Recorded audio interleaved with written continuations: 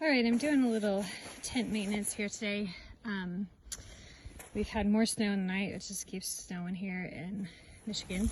And I wanted to show you, this is a ice chunk that has come off the edge of my tent. It tends to, shows that my tent is warm, which is great, because all of the snow that collects will melt and then run down, and it creates kind of this ice dam. But this is a significant piece of ice.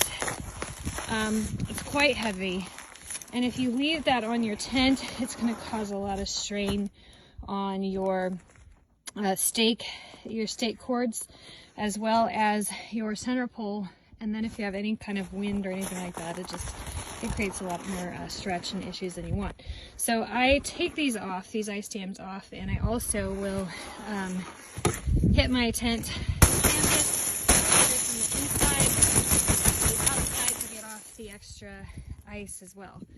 You just want to keep on top of it as much as possible, because you don't want it just to build up, especially considering that it just hasn't stopped snowing. So yeah, that's my little maintenance for today. So I've also redug my channel all around the tent.